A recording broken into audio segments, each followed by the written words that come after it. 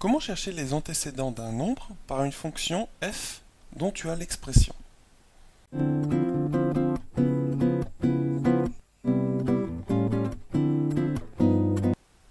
Bonjour et bienvenue à toi sur Star en Maths TV.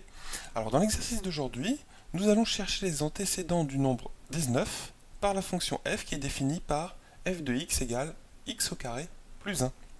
Alors, qu'est-ce que ça veut dire chercher les antécédents d'un nombre par une fonction f? Alors, je ne vais pas te faire tout un cours sur ce qu'est l'antécédent d'un nombre par une fonction f ou l'image d'un nombre par une fonction f, mais rappelle-toi qu'en fait une fonction f, c'est quelque chose qui a un nombre x associe un deuxième nombre qui est f de x et qui est dans notre cas x au carré plus 1.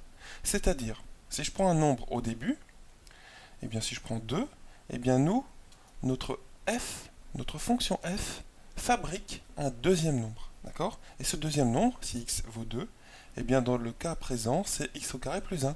Donc 2 au carré, à savoir 4, plus 1, 5. Donc si je prends 2, eh bien ça donne 5. D'accord? Ça veut dire que 5, en fait, c'est l'image de 2 par notre fonction f. Ok? En fait, 2, c'est le nombre initial, et 5 à la fin, c'est l'image. Ok?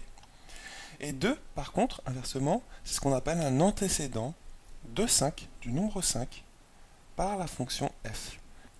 C'est-à-dire que si tu cherches les nombres x de telle façon à ce que tu aies f de x égale 5, eh bien, ces nombres-là, ce sont les antécédents. Si tu veux, les antécédents, et pas les antécédents tout seuls, les antécédents du nombre 5, les antécédents de 5, par la fonction f. Ok? Donc quand on te demande de chercher les antécédents d'un nombre, ce sont en fait chercher le x de telle façon à ce que tu aies f de x égale ce nombre. Hein, puisque dans le cas présent, on a f de 2 qui est égal à 5. Donc a priori 2, enfin c'est même vrai, 2 est un antécédent de 5 par f, puisque 2 satisfait cette équation. Sauf que c'est un antécédent, c'en est un, c'est pas forcément le seul, il peut y en avoir d'autres, tu es d'accord?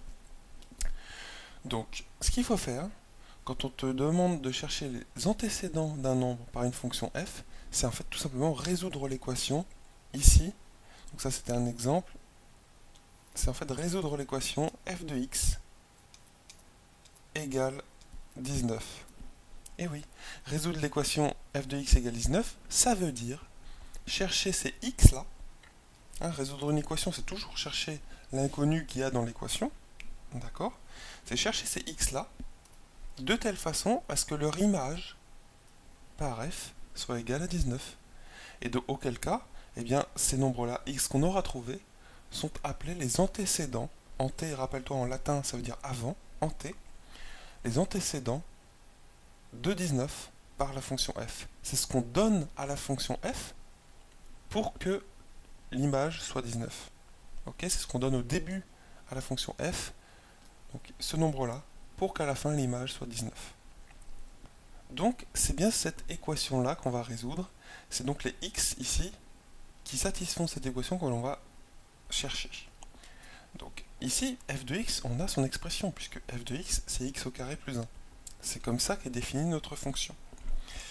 Donc l'équation qu'on a à résoudre, c'est celle-ci finalement, c'est x au carré plus 1 égale 19. Donc il faut qu'on cherche les x qui satisfont ça. D'accord? C'est juste, ça revient à résoudre cette équation-là. Toute la question, chercher les antécédents de 19 par la fonction machin machin, on l'a remplacé par juste cette équation-là à résoudre. D'accord? Donc maintenant, une fois qu'on en est là, eh bien il s'agit juste de résoudre une équation, et ça, normalement, c'est pas très compliqué, puisqu'ici, il suffit ici, eh bien d'isoler x, c'est-à-dire à la fin d'obtenir x égale quelque chose. X tout seul égale quelque chose. Donc comment faire en sorte qu'on ait x tout seul à partir de ça? Eh bien ici on a x au carré plus 1. Eh bien ce qui serait bien déjà c'est d'éliminer le plus 1 entre guillemets. Eh bien moi je te recommande de passer le plus 1 de l'autre côté. Et comment faire? Qu'est-ce que ça veut dire passer le plus 1 de l'autre côté? Eh bien ça veut dire ajouter moins 1 à gauche et à droite. Parce que si je fais moins 1 ici à gauche et moins 1 ici à droite, l'égalité reste. D'accord? J'ai le droit, dans une équation, d'ajouter ou de retrancher comme ici un nombre sans changer le fait que ce soit une égalité. D'accord?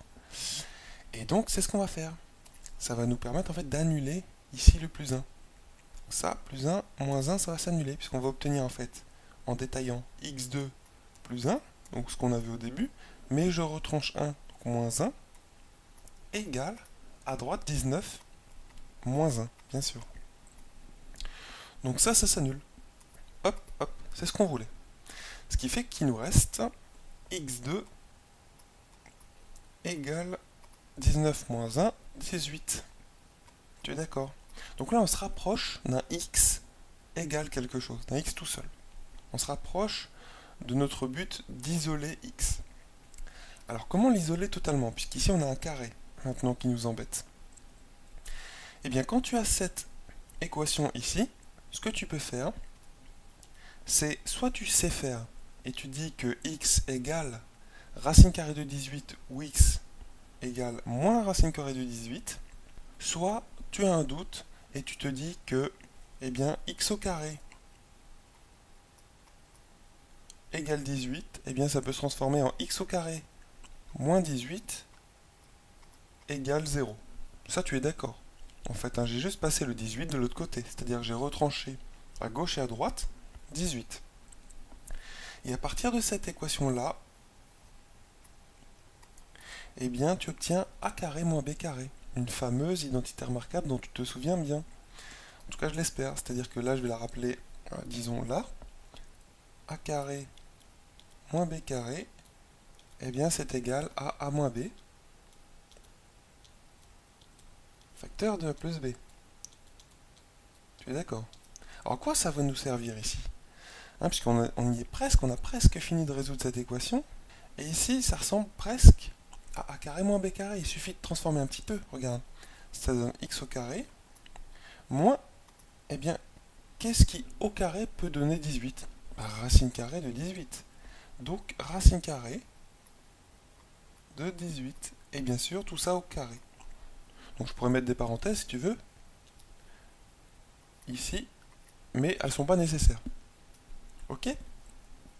Et tout ceci vaut 0, puisque c'est l'équation qu'on doit résoudre. Ensuite, eh bien, vu que a carré moins b carré c'est a moins b facteur de a plus b, eh bien, utilisons cette identité remarquable ici. On obtient x moins b, donc moins racine carrée de 18, facteur de x plus racine carrée de 18, égale 0. Alors pourquoi? Eh bien, tout simplement parce que dans notre cas, eh bien, a, c'était tout simplement x, et b, c'était tout simplement racine carrée de 18. Ok? Et donc j'ai remplacé a et b par ces valeurs-là pour obtenir ça. D'accord? A moins b, c'était bien x moins racine carrée de 18. C'est ce qu'on a mis ici. Ok?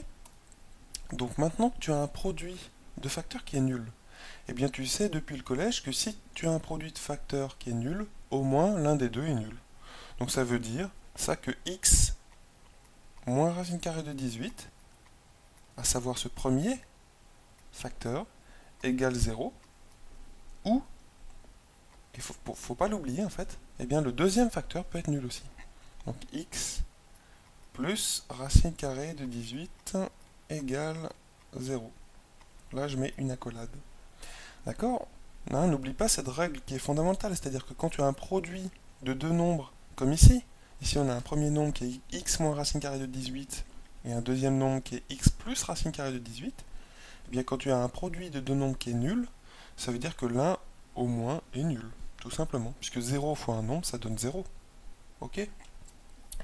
Et chacune de ces deux petites équations maintenant, eh bien c'est très simple, ça va nous donner ici x moins racine carrée de 18 égale 0, je passe le moins racine carrée de 18 de l'autre côté, c'est-à-dire j'ajoute racine carrée de 18, ça veut dire x égale racine carrée de 18. Ou ça c'est la deuxième solution, et bien x plus racine carrée de 18 égale 0. Ça veut dire que x égale moins racine carrée de 18. En passant en fait le racine carrée de 18 de l'autre côté, c'est-à-dire en retranchant à gauche et à droite racine carrée de 18. Et donc les voilà nos solutions. C'est ce qu'on a comme solution de notre équation initiale. L'équation qui était x au carré plus 1 égale 19. Et en fait, voilà les antécédents, finalement, du nombre 19 par la fonction f. On les a trouvés. Ok? Alors, pourquoi?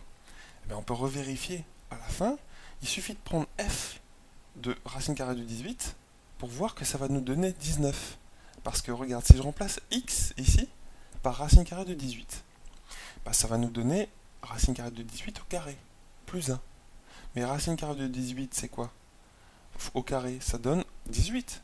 Et 18 plus 1, ça donne 19. Donc ça marche. Et si on remplaçait x par moins racine carrée de 18, ça marcherait aussi, il suffirait de faire le calcul. Donc finalement, on a trouvé nos solutions à cette question. D'accord? Il faut aussi noter que racine carrée de 18, tu peux le simplifier. Alors je vais voir où j'ai la place, mais tout simplement racine carrée de 18, c'est aussi racine carrée, bien sûr, puisque 18 c'est 2 fois 9, c'est racine carrée de 2 fois 9. Tu es d'accord? Et c'est donc aussi racine carrée de 2 fois racine carrée de 9. Ok? Hein, donc c'est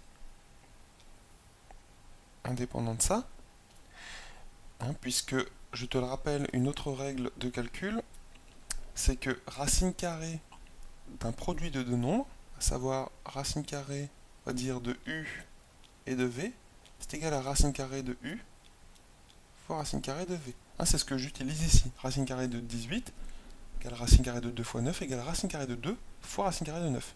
Or, racine carrée de 9, c'est 3, puisque 3 fois 3 égale 9. Donc ici, on obtient racine carrée de 2 fois, eh bien racine carrée de 9, c'est 3, fois 3. Et souvent, le 3, on le met devant. Donc ça nous donne 3 racine carrée de 2. Donc racine carrée de 18, c'est 3 racines carrées de 2. C'est peut-être plus simple que racine carrée de 18. Mais tu fais comme tu veux. Sur ta copie, tu pourrais mettre racine carrée de 18 ou 3 racines carrées de 2, c'est la même chose. Ok? Donc voilà, on a résolu cette question. Donc, en fait, chercher les antécédents d'un nombre par une fonction, c'est tout simplement résoudre f de x égale ce nombre. Et chercher les x de telle façon à ce qu'on ait f de x égale ce nombre. Voilà. J'espère que tu as compris.